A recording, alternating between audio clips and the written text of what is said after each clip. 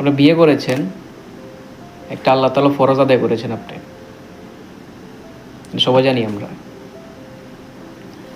এই যে আপনারা বিয়ে করে বিয়ে করেছেন ভালো কথা, ফটোগ্রাফি করেছেন, আপনার এগুলো আপনার পার্সোনালিতে রাখেন।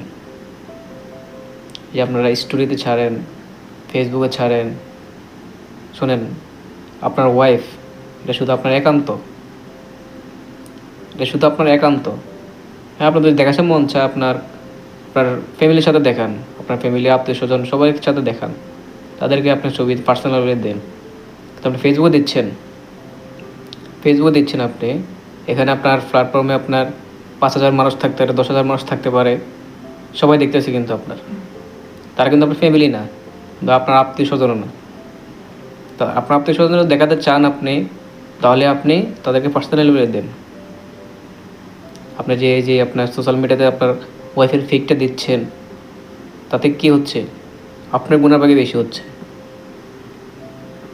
একটা পুরুষের তার মা, তার বোন, এমনকি তার স্ত্রী, এমনকি তার মেয়ে, এদেরকে পর্দার ভিতরে রাখা একটা পুরুষের আমানত।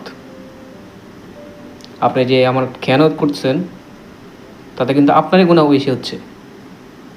এটা দায়িত্ব কিন্তু আপনার।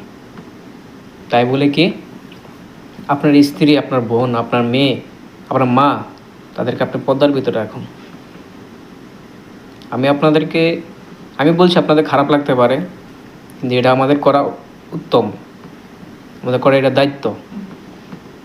তাই রাগ করেন না। আমার কথা যদি কষ্ট পেয়ে থাকেন তাহলে আমাকে ক্ষমা করবেন। আমার মন থেকে আমি যেটা বলছি, এটা আমার আবেগ বাধা দিয়েছে আপনার, সেজন্য আমি বলছি। তো সবাই ভালো থাকবেন। আল্লাহ হাফেজ।